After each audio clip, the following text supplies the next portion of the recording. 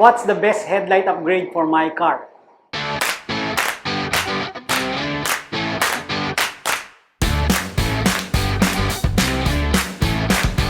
This question is in the top 3 of the FAQs we get. When people are inquiring, they always ask, what's the best upgrade for my car? So the long answer is that it depends on several things. First is your budget. Second, are you looking for a plug-and-play upgrade or do you want to do a retrofit? Third is the type of headlight that you have. And fourth is the expected output you want to have after the upgrade. So this video is a guide to help you make an informed choice so that you can upgrade based on your budget, based on the type of upgrade that you want, and also based on the expected output you want to have after the upgrade. I hope this helps.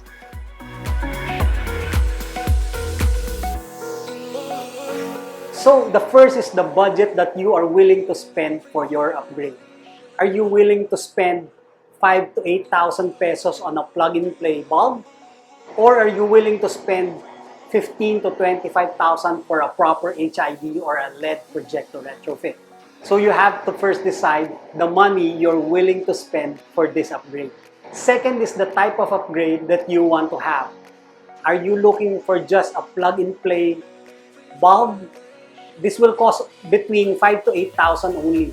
But you will not get the output of a proper HID or LED projector retrofit. But on the other hand, if you want to do a retrofit, this means that LED or HID projectors will be installed inside your headlight. So this is not a plug-and-play upgrade. Normally, the headlights are open to install the LED or HID projectors. You will get the best output, but it will also cost more. So it depends. There's an advantage and a disadvantage on both type of upgrade. The third is the type of headlight that you have. We do sell plug-and-play LED bulbs and also plug-and-play HID bulbs, but we really don't recommend this on reflector type halogen headlights. This means those headlights that come with H4 type halogen bulbs. It will not perform well, and most of the time it will glare other motorists. So depending on the type of headlights you have, your upgrade will also be limited to this.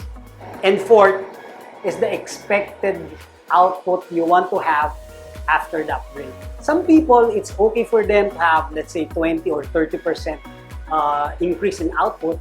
So you can get that with plug-and-play LED or HID bulbs. But some people, especially those who are traveling, most of the time they're traveling outside of the city and they go to the province, 20 or 30% output will not really cut it. So they want, let's say, to have double the output, but without glaring other motorists.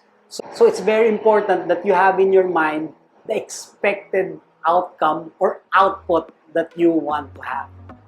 So what are the things you need to look for in a good lighting upgrade? The first is the output length. So how far will this upgrade allow you to see further down the road? If your upgrade will only allow you to see maybe 5 or 10 meters ahead of you, it will not really help you when you are driving at night. Consider this. If you can see clearly, say 20 meters ahead of you, and you are traveling 80 kilometers per hour, you only have 1 second to react to any obstacle ahead of you. Because at that speed, you are covering 22 meters per second. 1001. That's the only time you have to react if there's an obstacle ahead of you. It's that short of a time, just 1 second. So 5 to 10 meters of additional output length will not really cut it, especially if you're driving in highways. So it's very important that you know the intensity of the headlight after you do the upgrade. And the measurement here is lux, not lumens. I have another video explaining the difference between lumens and lux, and I'll put a link below. Lumens is just the raw output of the bulb, while lux is the intensity of the headlight as you see it down the road. Lumens is just for the bulbs. Lux is the intensity of the complete headlight system. So you have to ask the lux intensity of the headlight after you do the upgrade, because this will determine if there's enough output length that will be added after the upgrade. Consider this example. Many headlights with stock halogen projector will have around 180 to 200 lux intensity at 8-9 meters. Some plug-and-play LED bulbs or HID bulb will bring this to around 250 or close to 300. A good HID or LED projector will give you between 500 to 600 lux intensity at 8 to 9 meters. So that's 2 to 3 times more output compared to the stock halogen projector. And at 600 lux, you can clearly see 25 meters ahead of you, giving you more time to react when there's an obstacle ahead of you. So this means you can drive safer. So it's very important to look at the eventual increase in output length when you do your upgrade. So that's the first, output length. Second is the output width. A good lighting upgrade should allow you to see further down the road, not just in the center, but also in the left and also on the right side. So that, for example, there's a pedestrian that will cross, you can see it. It doesn't really make sense to have all the lighting intensity just in the middle and you're not able to see the sides. Because if you're traveling, let's say, on provincial roads and you can, some pedestrians would just walk in front of you, or let's say a tricycle, it's always better if you can see at least one lane on the right and one lane on the left. So a good lighting system should give you wider output compared to your stock headlights. And again, this is measured in lux, not lumens.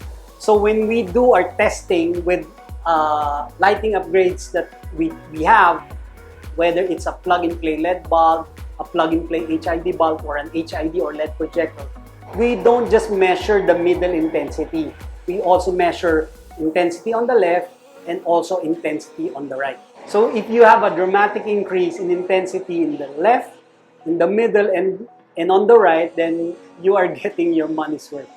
And the third item that you need to look for in a good lighting upgrade is the bulb color temperature. This is a little bit technical, but in layman's term, on a summer afternoon without clouds, this is around 4,300 to 4,500 Kelvin. So this is the brightest that our eyes can see. So for our upgrades, we do from 4,300 Kelvin to 5,500 Kelvin. The lower you go, the more yellow. And the higher you go, up to let's say 6,500, this is already pure white. The color of the output is pure white, while it's super yellow at 3,000 Kelvin. For our upgrades, we always suggest to do 4,300 to 5,500 Kelvin. Some people, they don't really want the yellow output color in their headlights. So a good compromise is a 5,500 Kelvin bulb. This is still whitish yellow. It still gives you an all-weather performance, but it also has that modern look when you turn on your headlight. So this is a good compromise, 5,500 Kelvin. When you drive down the road and you use white light for your headlights, it doesn't really perform well when the output of the headlights hit, let's say, an asphalt, and especially if it's raining. So many drivers will attest to this, that if they have pure white headlights, they cannot see anything when they are driving on asphalt roads and if it's raining. You need the yellow tint in your output to allow you to see better when you are driving at night, and especially on dark asphalt roads. If it's not raining and let's say you are driving on cement roads, then the 4,500 and the 6,000 Kelvin will also perform well. But if you want, let's say, an all-around performer, then I would suggest a 5,500 Kelvin color temp for your bulbs. These are the three things that you need to look for if you want to have a good lighting upgrade. First is output length. It should allow you to see further down the road, because that's the reason why you want to have better headlights, so that you can see further down the road. The second is output width. It should increase intensity not just in the middle, but also on the left side and also on the right side. And the last is the color temperature of your bulb. Because a proper color temperature in your bulbs will help you drive safer on wet asphalt roads. So when people ask me, what's the best upgrade for my car? These are the questions that I often ask them back. Your budget, do you want a plug-and-play upgrade or a retrofit? What's your expectation? The type of headlights that you have. Because really there's no one answer for everything. It will really depend on all of these factors.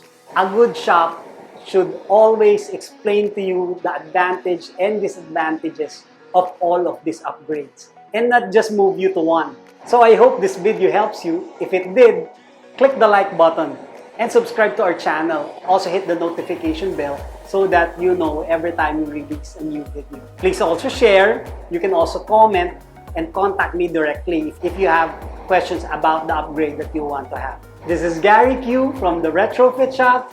I'll see you in the next.